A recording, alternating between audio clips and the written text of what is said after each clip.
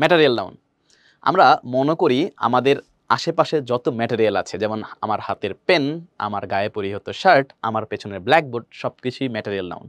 আসলে না, এগুলো একটাও কিন্তু ম্যাটেরিয়াল নাউন না, সবগুলোই হবে কমন নাউন। সো কিভাবে আসলে ম্যাটেরিয়াল নাউন চিনব, একটু চলো দেখা যাক এই ভিডিওতে। হ্যাঁ, তো ম্যাটেরিয়াল নাউন চেনার উপায় হচ্ছে গিয়ে সবার আগে নিজের মধ্যে যে ভ্রান্ত ধারণাটা আছে সেটাকে দূর করে ফেলতে হবে। ম্যাটেরিয়াল নাউন মানে কিন্তু কখনোই হচ্ছে গিয়ে বস্তু না। আমরা বলি না বস্তুবাচক বিশেষ্য, না বস্তুবাচক বিশেষ্য না, এটা হচ্ছে গিয়ে উপাদানবাচক বিশেষ্য। উপাদান মানে কি? উপাদান মানে হচ্ছে গিয়ে এলিমেন্ট। হ্যাঁ, তাহলে উপাদানবাচক বিশেষ্য, যে এলিমেন্টগুলা একটা বস্তু তৈরিতে আসলে ব্যবহৃত হয়, তাই না? কাঁচামাল যেটাকে বলি আমরা। হ্যাঁ, সো এই উপাদান যেগুলো থাকবে, যেমন ধরো আমার এই পেনটা, পেনের মধ্যে হচ্ছে প্লাস্টিক আছে না, তাহলে পেনের যেই উপাদান আছে প্লাস্টিক, সেইটা হবে হচ্ছে গিয়ে ম্যাটেরিয়াল নাউন। তাহলে আমি যদি লিখি যে এই উপাদানবাচক থেকে, হ্যাঁ, একটা মনে করো নাউন নিয়ে আসলাম, আমি নাউন নিয়ে আসলাম, নাউনটা হচ্ছে গিয়ে পেন। এই পেনের উপাদান কি? এই পেনের উপাদান কি? পেনের উপাদান হচ্ছে গিয়ে আমাদের প্লাস্টিক, তাই তো? এটা হবে হচ্ছে গিয়ে প্লাস্টিক। তার মানে এই প্লাস্টিক যেটা আছে, এই প্লাস্টিকটা হবে হচ্ছে গিয়ে আমাদের ম্যাটেরিয়াল নাউন। অ্যান্ড এই পেন যেটা আছে, পেন, এই শব্দটা হবে আমাদের কমন নাউন। Common noun. তাহলে আমরা একটা বিষয় মাথায় রাখবো, যে একটা বস্তু তৈরির যে কাঁচামাল আছে সেটা হচ্ছে ম্যাটেরিয়াল নাউন। তো ম্যাটেরিয়াল নাউনটার কয়েকটা বৈশিষ্ট্য আছে, চলো বৈশিষ্ট্যগুলো একটু দেখে নেওয়া যাক। ম্যাটেরিয়াল নাউনের বৈশিষ্ট্য কি?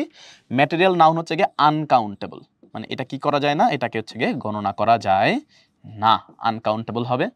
ম্যাটেরিয়াল নাউনকে কি করা যাবে না? এটাকে প্লুরাল করা যাবে না, প্লুরাল হবে না, এটার হচ্ছে গিয়ে প্লুরাল হবে না, কারণ এটা আনকাউন্টেবল নাউন, তাই না? এটার প্লুরাল হবে না। অ্যান্ড এটার পূর্বে হচ্ছে গিয়ে ইনডিফিনিট আর্টিকেল বসবে না। ইনডিফিনিট আর্টিকেল কোনগুলো? যে এ এন আছে সেগুলো হচ্ছে গিয়ে ইনডিফিনিট আর্টিকেল, ঠিক আছে? সো এই ইনডিফিনিট আর্টিকেল ম্যাটেরিয়াল নাউনের পূর্বে বসবে না, ম্যাটেরিয়াল নাউনের পূর্বে বসবে না। সো এইগুলো হচ্ছে গিয়ে বৈশিষ্ট্য, ঠিক আছে?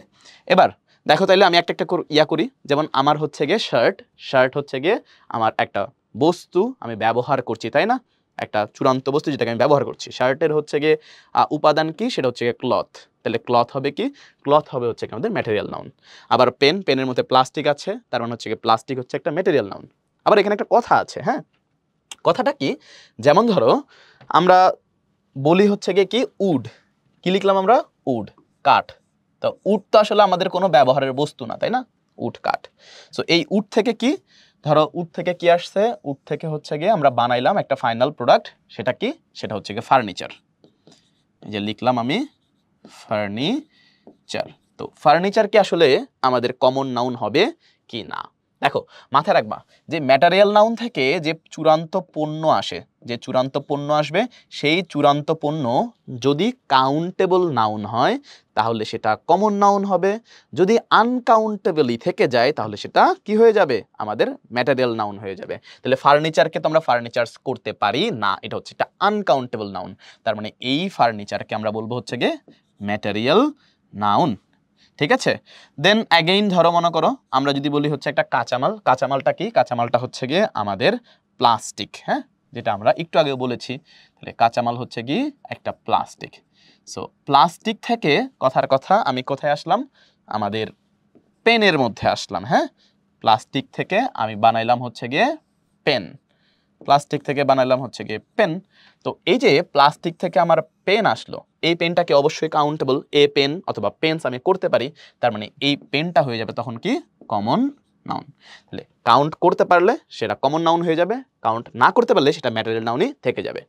আরও একটা বিষয় মাথায় রাখবা, যদি আমি ম্যাটেরিয়াল নাউনের পূর্বে আর্টিকেল বসাই, হ্যাঁ, আর্টিকেল বসাই, এবং এই ম্যাটেরিয়ালটা আসলে কোন খান থেকে এসেছে সেটা যদি আমি নির্দিষ্ট করে বুঝাইতে পারি তাহলে কিন্তু সেটা কমন নাউন হয়ে যাবে। দেখো উদাহরণ খেয়াল করো, তাহলে হয়ে যাবে।